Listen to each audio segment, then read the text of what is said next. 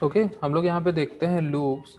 The looping can be defined as repeating the same process multiple times until a specific condition satisfies.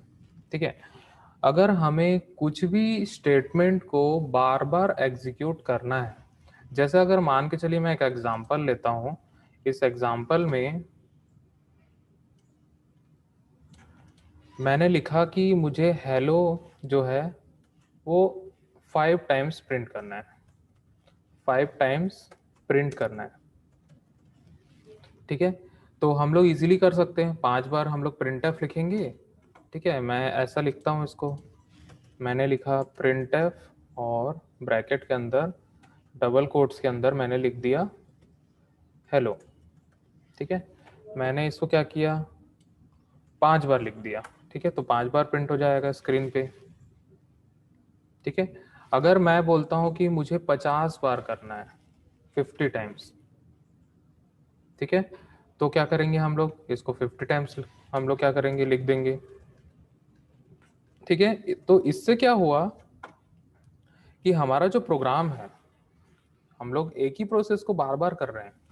Same process है, एक process हमने बनाया है, इसको हम लोग बार बार कर रहे हैं, 50 बार कर रहे हैं, 500 बार कर रहे हैं, 5000 बार कर रहे हैं। ठीक है, तो इससे क्या हुआ कि हमारा लाइंस ऑफ कोड बढ़ गया। ठीक है, हम जहाँ पे 5 लाइन में कर सकते हैं वही यहाँ पे हम लोग 5000 लाइन में कर रहे हैं अब। ठीक है, लेकिन सेम प्रोसेस हो रहा है। ठीक है, बार बार एक ही चीज रिपीट हो रही है यहाँ पे। ठीक है, तो इसी को ओवरकम करने के लिए हम लोग यहाँ पे लूप्स यूज करते हैं। ठीक है, लूप क्या करता है, अगर हमें कोई भी स्टेटमेंट बार बार एग्जीक्यूट करना है तो हम लोग क्या करते हैं, लूप यूज करते हैं। ठीक है, लूप क्या करेगा, लूप अगर हमें 5000 टाइम्स चलाना है तो हम लोग क्या करेंगे, कंडीशन में दे देंगे 5 टाइम्स। मीन्स हम लोग कंडीशन में देंगे 0 से लेके मान लो 50 टाइम्स हम लोग को देना है, तो 50। ठीक है, तो वो क्या करेगा, 0 से स्टार्ट होगा और 50 तक जाएगा और हर बार वो स्टेटमेंट को एग्जीक्यूट करेगा। ठीक है, तो लूप्स हम लोग इसीलिए यूज करते हैं ताकि हम लोग कोई भी एक स्टेटमेंट या मल्टीपल स्टेटमेंट, अगर हमें कोई भी सेट ऑफ स्टेटमेंट्स को बार बार एग्जीक्यूट करना है। ठीक है, अगर हमें 10 बार एग्जीक्यूट करना है, 20 बार एग्जीक्यूट करना है, 50 बार एग्जीक्यूट करना है, या फिर हमें 100 बार, 500 बार, 1000 बार, ठीक है, मल्टीपल टाइम्स हम लोग को सेम स्टेटमेंट को एग्जीक्यूट करना है, तब हम लोग वहां पे लूप यूज करते हैं। ठीक है, अब यहाँ पे हम लोग जो लूप्स देखेंगे वो 3 टाइप्स के लूप्स होते हैं। ठीक है, 3 टाइप्स के लूप्स होंगे। ठीक है, यहाँ पे 3 टाइप के लूप होते हैं। सबसे पहला होता है do while loop, while loop और फॉर लूप। ठीक है, हम लोग इसको उल्टे सीक्वेंस में पढ़ेंगे। सबसे पहले हम लोग फॉर देखेंगे, फिर वाइल देखेंगे, फिर हम लोग डू वाइल देखेंगे। ठीक है, अब टाइप्स जानने से पहले हम लोग यहाँ पे इस लूप्स को पढ़ क्यों रहे हैं वो हम लोग जान लेते हैं। ठीक है, तो इसके कुछ एडवांटेजेस होते हैं लूप्स के। ठीक है, सबसे पहला advantages, it provides code reusability.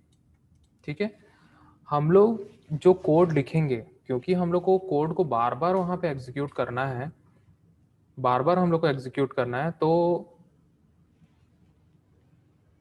वहां पे जो कोड यूज होगा, ठीक है, उसको हम लोग कितनी बार भी एग्जीक्यूट करा सकते हैं। मीन्स वो कोड को रीयूज कर रहा है, उसको क्या कर रहा है, रीयूज कर रहा है। मीन्स हमने जो यहाँ पे स्टेटमेंट लिखा हेलो, ठीक है, यही स्टेटमेंट को 50 बार प्रिंट कर रहा है।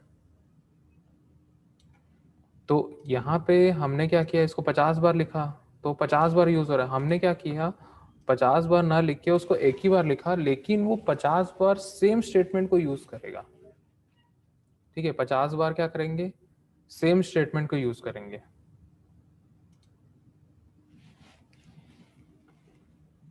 ठीक है, तो इस प्रकार से क्या होगा कि यहाँ पे कोड रीयूजेबिलिटी का कॉन्सेप्ट आ जाएगा। मीन्स हमने एक बार लिखा और उसको बार बार एग्जीक्यूट कर दिया।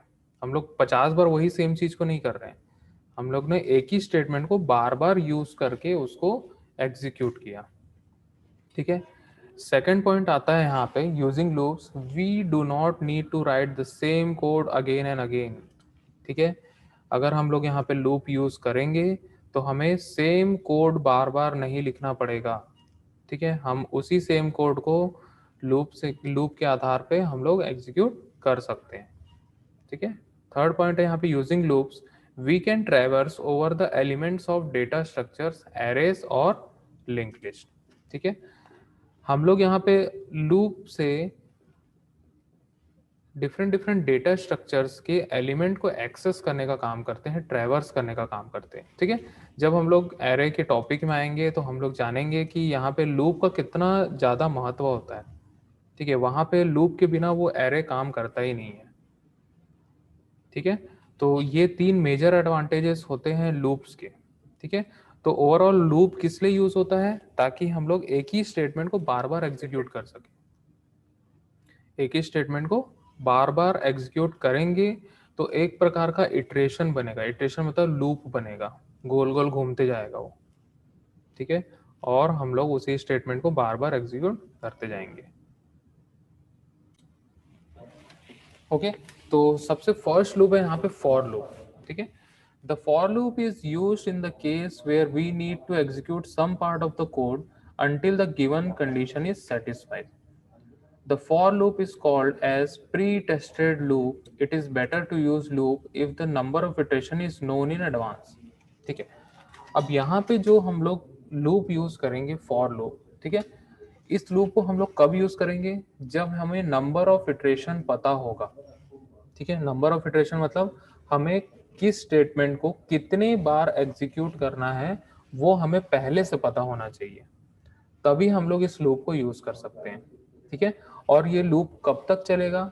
जब तक कोई भी एक कंडीशन वो सेटिस्फाई ना कर ले, ठीक है। अगर मान के चलो कि मुझे 1 से 10 तक प्रिंट करना है, 1 से लेके 10 तक मुझे प्रिंट करना है, तो मैं इसको कैसे प्रिंट करूंगा?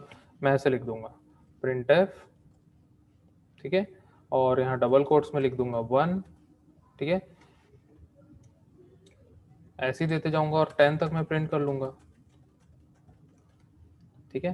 1 2 3 4 5 6 7 8 9 और 10। सबसे पहला तरीका तो ये है। अब हम लोग क्या करेंगे? अगर मान के चले मुझे 1000 टाइम्स प्रिंट करना है, मतलब 1 से लेके 1000 तक प्रिंट करना है, तब कैसे करेंगे? मतलब 1000 लाइन तो हम लोग नहीं लिखेंगे वहां पे, ठीक है। तो यहाँ पे हम लोग लूप यूज करेंगे, ठीक है। लूप कैसे यूज करेंगे? हम लोग यूज करेंगे फॉर लूप, ठीक है। हम लोग यूज करेंगे यहाँ पे फॉर लूप। फॉर लूप हम लोग कैसे यहाँ पे यूज करेंगे, ठीक है। फॉर हम लोग लिखते हैं, फॉर एक कीवर्ड होता है, फॉर एक कीवर्ड होता है, ठीक है। मैं यहाँ पे इसका सिंटैक्स बता रहा हूँ, ठीक है। सिंटैक्स, ठीक है। यहाँ पे हम लोग लिखेंगे फॉर, ठीक है। हमने लिखा फॉर, इस टाइप का ब्रैकेट लगाएंगे और इस ब्रैकेट के अंदर हम लोग 3 पैरामीटर देते हैं। 3 पैरामीटर्स हम लोग यहाँ पे देंगे। फर्स्ट पैरामीटर होता है इनिशियलाइजेशन, फर्स्ट पैरामीटर होता है इनिशियलाइजेशन, ठीक है। फिर सेकंड पैरामीटर हम लोग सेपरेट करेंगे सेमीकोलन से, सेमीकोलन लगा के हम लोग सेपरेट करेंगे। सेकंड पैरामीटर हम लोग देंगे कंडीशन, ठीक है। थर्ड पैरामीटर हम लोग देंगे इंक्रीमेंट या फिर डिक्रीमेंट, ठीक है। या तो इंक्रीमेंट होगा या डिक्रीमेंट होगा, ठीक है। फिर उसके बाद हम लोग इस प्रकार का ब्रैकेट लगाते हैं, एक ब्लॉक बनाते हैं, ठीक है। इस ब्लॉक के अंदर हम लोग क्या लिखेंगे? कोड टू बी एग्जीक्यूटेड, ठीक है। जो भी हमें कोड लिखना है वो हमें अगर बार बार एग्जीक्यूट करना है तो हम लोग इस ब्लॉक के अंदर में लिख देते हैं, ठीक है। अब देखिए यहाँ पे हमने लिखा फॉर, ठीक है। सबसे फर्स्ट पैरामीटर आता है इनिशियलाइजेशन। इस इनिशियलाइजेशन का मतलब ये होता है कि लूप कहाँ से स्टार्ट होगा, लूप कहाँ से स्टार्ट होगा।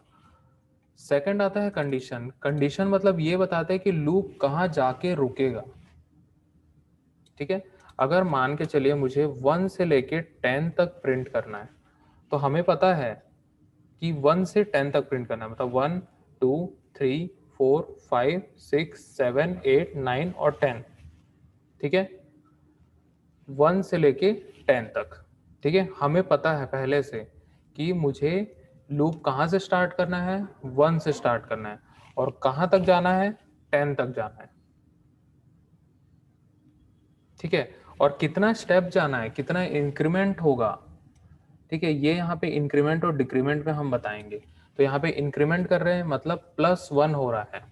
ठीक है, मतलब 1 + 1 2 होगा, 2 + 1 3 होगा, 3 + 1 4 होगा, 4 + 1 5 होगा, 5 + 1 6 होगा, 6 + 1 7 होगा, 7 + 1 8 होगा, 8 + 1 9 होगा, और 9 + 1 10 हो जाएगा।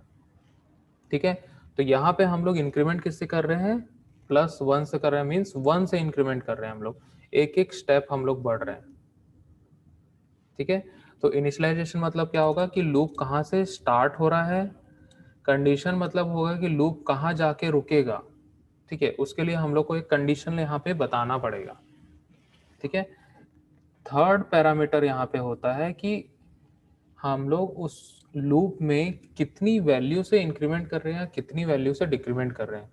+1 से कर रहे हैं, +2 कर रहे हैं, +3 कर रहे हैं, +5 कर रहे हैं, +10 कर रहे हैं, कितना स्टेप हम लोग बढ़ रहे हैं, उसके हिसाब से हम लोग यहाँ पे इंक्रीमेंट या फिर डिक्रीमेंट लगाएंगे। ठीक है, अब मैं सिंपल से यहाँ पे बता रहा हूँ कि इस 1 से लेके 10 तक अगर हम लोग को प्रिंट करना है तो हम लोग कैसे करेंगे।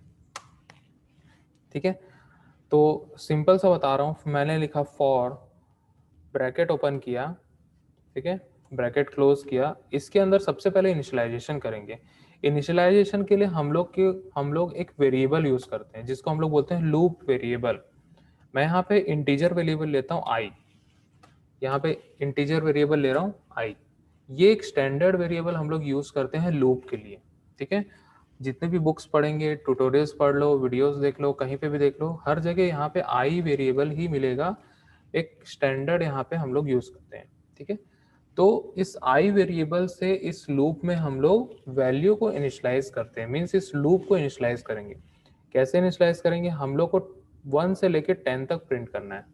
मैं यहाँ पे आई इक्वल टू दे दूंगा 1, मैंने इस लूप को इनिशियलाइज कर दिया, दे दिया आई इक्वल टू 1, मीन्स ये लूप 1 से स्टार्ट हो जाएगा। फिर लगाया मैंने सेमीकोलन, और कहाँ जाके रुकेगा, जब तक आई की वैल्यू 10 नहीं हो जाती, जब तक आई की वैल्यू 10 नहीं हो जाती, means i is less than equal to 10। ठीक है, ये हमारा कंडीशन है। जब तक आई की वैल्यू 10 नहीं हो जाती तब तक ये लूप चलेगा। ठीक है, मीन्स जैसे मान के चलिए अभी आई की वैल्यू 1, ठीक है, 1 is less than equal to 10।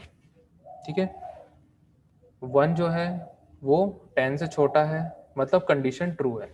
Means ये कंडीशन जब तक ट्रू रहेगा तब तक ये लूप चलता रहेगा। ये कंडीशन जब तक ट्रू रहेगा तब तक लूप चलता रहेगा।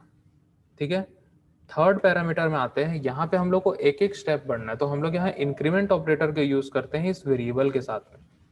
तो आई प्लस प्लस मतलब आई प्लस 1, आई प्लस प्लस मतलब होता है आई प्लस 1। ठीक है, तो यहाँ पे हमने सबसे फर्स्ट में यहाँ पे इनिशियलाइजेशन किया, देन उसके बाद यहाँ पे हम लोग कंडीशन दे दिए, कंडीशन में हम लोग ने लिखा I is less than equal to 10। जब तक ये कंडीशन ट्रू रहेगा तब तक लूप चलेगा।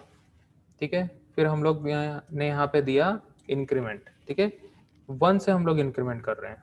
फिर उसके बाद हम लोग यहाँ पे लिखेंगे इस टाइप का ब्रैकेट, और हम लोग यहाँ पे लगा देंगे प्रिंट एफ। प्रिंट एफ के अंदर हम लोग को 1 से लेकर 10 तक प्रिंट करना है। लूप की वैल्यू कहाँ से कहाँ तक जा रही है, 1 से लेकर 10 तक जा रही है, और वहाँ पे कौन सा वेरिएबल यूज कर रहे हैं, वेरिएबल आई यूज कर रहे हैं। तो अगर हम लोग आई का वैल्यू अगर हम लोग प्रिंट कर देंगे तो आई की वैल्यू 1 होगी, 2 होगी, 3 होगी, 4 होगी, 5 होगी, 6 होगी, 7 होगी, 8 होगी, 9 होगी और 10 होगी। वो डायरेक्टली वो उस वैल्यू को प्रिंट करते जाएगा। जैसे जैसे आई की वैल्यू बढ़ते जाएगी वो आई की वैल्यू को स्क्रीन पे प्रिंट करते जाएगा। ठीक है। तो इस प्रकार से यहाँ पे ये फॉर लूप वर्क करता है, ठीक है। जो भी स्टेटमेंट हम लोग इस ब्रैकेट के अंदर यूज करेंगे वो बार बार एग्जीक्यूट करेगा।